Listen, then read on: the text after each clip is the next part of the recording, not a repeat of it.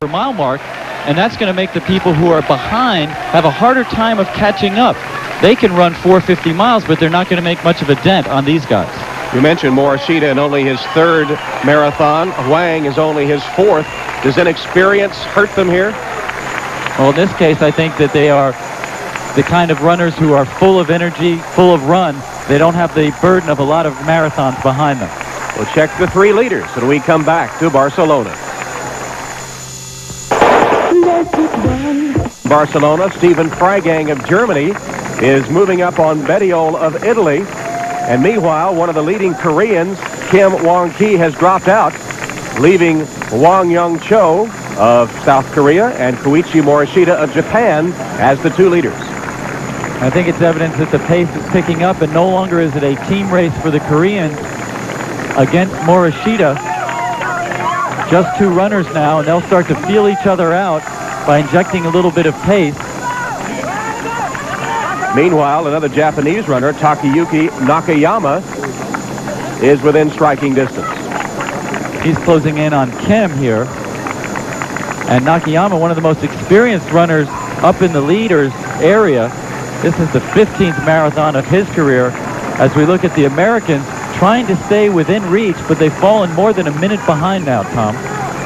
Taking a look at Steve Spence, who is just in front of Bob Kempinen, as the Americans try to maintain contact and stay in range. And right now, you see the two Americans, and as we pull back, you see just how far off the pace they are, and Craig, it looks as if they're getting further back with every mile. Well, it's hard. The people up front know that they're running for the win. They're running well under 5 minutes per mile. There we get a look at Ed Eyestone, the other American, trying to catch up, but it's hard to run those sub-5-minute miles by yourself. These guys are working hard together. Here's the second pack now, coalescing a bit. Freigang is going after Nakayama, and Kim, who was with the leaders just a couple of miles ago, is steadily retreating. Freigang now pulling alongside Nakayama to take over the third spot. Now what Freigang needs to do is make a very assertive move past Nakayama and go up for the leaders. Otherwise, they'll just be fighting it out for the bronze medal, because these guys are rolling right along. 4:56 for the 21st mile. That's excellent pace at this point in the race. And they know ahead of them, uphill running, as Morishita gives a quick kick to that balloon there. Pretty fancy footwork. Morishita leading. There's Ed Eyestone, who is the leading American runner at the moment, but well off the pace. Obviously, the American strategy of coming through at the end was not totally successful. They're finishing well up in the top 20, it appears, at this point, if they can hold these positions, but they don't appear that they'll get anywhere near medal contention. Well into downtown Barcelona now, and they are rapidly approaching the harbor area and the famous statue of Christopher Columbus, said to be the largest of the many Christopher Columbus statues in all the world. And that will be a key point in this race, because after they go around the statue of Christopher Columbus, they head up Parallel, which is a street which gradually rises towards the Plaza de España, and it's that point where they'll turn to go up Montjuic. And that slight incline is a place where someone may want to make a move or test the other runner. Morishita in front, Huang just behind him, and you see just ahead of them the spire rising in the near distance, the statue of Christopher Columbus. Freigang trying to stay within sight of them, and that's the hard thing at this point. Some twists and turns on the course. Those behind are going to have a lot of trouble catching up, because they won't be able to see how far ahead the runners are. By the water stop, each taking a drink of water as Freigang approaches that same water stop area. And there is the statue of Christopher Columbus just in the harbor area at Barcelona. And soon they'll be starting uphill. NBC presents the last 20. And then it's a little less than one lap on the track, the lap that will decide the Olympic champion.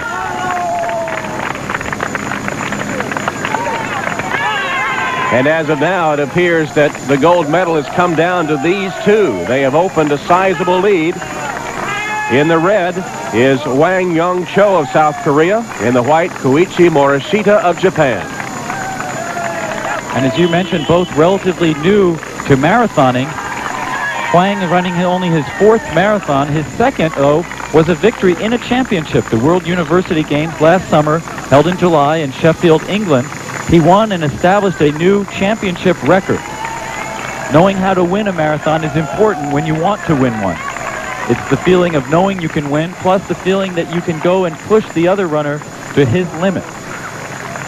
An aerial look at Barcelona as they begin their turn toward the Plaza de España and then the ascent of Montjuic. These Korean and Japanese teams actually took different routes to get to the marathon. There's the pace after 22 miles.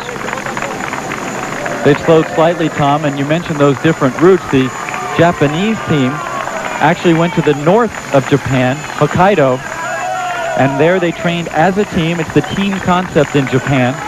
Then they went to London to get used to the time change, trained there for a few days, and only came to Barcelona 2 days ago. The Koreans, however, took a trip to Japan to train for the marathon. So the training originated in Japan for both teams, and the man that's in 3rd place, Freigang of Germany, has a lot of ground to make up. It would appear the gold would be between the Japanese or the Koreans. There you see the race for 4th place right now. Bettiol from Italy on the left. On the right, Nakayama. Interesting that all the countries that we've been talking about, except perhaps Germany, have very proud distance running traditions, marathoning traditions. In Japan, marathoning is like a religion. It's an obsession. Major Japanese companies sponsor runners, give them time to train, but expect quite a lot of them. And of course, last year it was quite a sensation when Hiromi Taniguchi won the World Championship at Olympic Stadium in Tokyo. He had the mishap earlier in this race where he lost his shoe and is well back at the moment. As you see, the leading Americans, Ed Eyestone and Steve Spence, but well off the pace. Again, that tactic of coming from behind, which worked so well for Spence in Tokyo on a very, very hot and muggy day. Not quite as effective here, where it is warm, but the humidity is lower. And when the break was made early, it was a very definitive one. In Tokyo, no one made a definitive move until late in the race. Here's the race for 4th and 5th at the moment. Bettiol of Italy on the left and Nakayama of Japan. The 3rd place runner, Freigang of Germany. Nakayama was 4th in Seoul, so that's not a happy position for him right now. Freigang needs to look up ahead, and I think if he wants to go for a gold or silver medal, he needs to make an authoritative move now. He needs to up his tempo, use the crowd to spur him along, because the two guys up front are working together and are pulling away from him gradually now. Freigang trying to keep pace on this straight run. He does have them in sight, though they are a good distance ahead. Morishita of Japan in front and Hwang of South Korea second. Interesting coincidence here. Both of these guys have been 10,000 meter champions in the Asian Games. In 1991, the champion was Hwang. In 1990, it was Morishita. Morishita would be considered the superior track runner if it comes down to pure leg speed. He was 10th in the World Championships in the 10,000 meters last year in Tokyo. This marathon race so far has developed in a rather shocking fashion. None of the pre-race favorites have been heard from, and two relative unknowns, one from Japan, one from South Korea, have pulled away from the other runners. Well, I think your question you had earlier relating to the fact that they haven't run very many marathons is an interesting one as you look at the grimacing on their face. Both of them appear to be suffering, and they have the hardest part of the race yet to run. You think if they looked over, one looked over at the other and said, gee, I can beat this guy, he's suffering, meanwhile not realizing that he's doing the same thing himself. I've started to discount those grimaces, the way they keep pulling away from everyone else. I don't think they're fooling everyone with a look on their face as Wang jockeys in front of Morishita, but only a meter or so separating them as they continue their run toward the Plaza de España. Then a left turn between the fountains and the ascent of Montjuic to Olympic Stadium will begin. They've got to be thinking about that at this point. Oh, you'd think so. You'd think that they would be factoring that into their strategy. This is the slight uphill we talked about on the road called Parallel. Then they'll turn and continue on the slight uphill, and then the very severe uphills begin. And you'd have to think that someone would think about making a move sometime soon. And the uphill climb to Olympic Stadium will commence right after we return to Barcelona. Following your local news, NBC's coverage of the 25th Olympiad continues. We'll take a look back at women's gymnastics, and coming up, the conclusion of the men's marathon. That's Ed Eystone on the left and Steve Spence on the right. Harry Hannanen of Finland trailing them. In some ways, a disappointing run for Steve Spence, considered an outside chance for a medal here in Barcelona after his third at the World Championships last year. But as you see, Morishita being helped from the track. Wang had to be carried off after his victory. And now Spence goes ahead of Eystone, and as I was saying, just a little disappointing for him, but considering that more than 20 contenders dropped out of this race, including the defending Olympic champion Galindo Bordin of Italy and Salvador Garcia of Mexico, perhaps this finish is not so bad in retrospect. This is the fight for 11th place. Spence holding the inside. They don't run quite a full lap of the 400-meter track. And it's Hannanen now that moves into 11th place. Spence in the 12th position. Eystone in 13th. And it appears that is the way they will finish. So Steve Spence of America in 12th place and Eystone 13th. Spence running just about the same time he ran in Tokyo to finish in the bronze medal position there, but there the weather was far warmer and the humidity much higher. There is still one American on the course, Bob Kempinen. And he is coming to the finish line now. Kempinen coming across the line, and he will finish 17th in the marathon.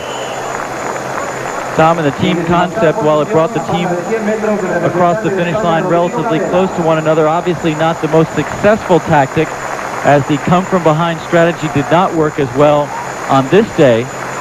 But one of the better team finishes for the United States since the era of Frank Shorter in 1972 and 1976.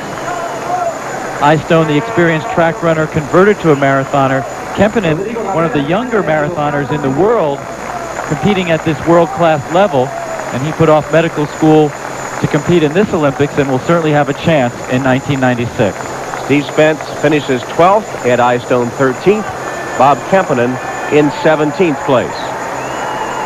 The gold medal won by 22-year-old Hwang Young-cho of South Korea.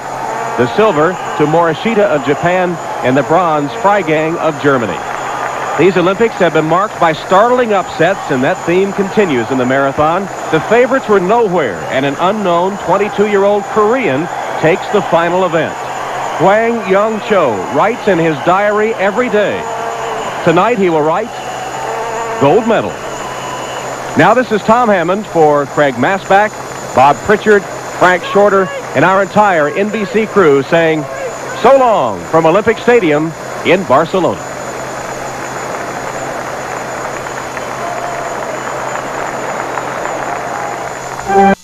José Alfredo Vandala de Guadalajara pregunta, la mayoría de los deportistas que regresaron no han declarado que la culpa es de la CONADE. Esto lo dice él, no nosotros.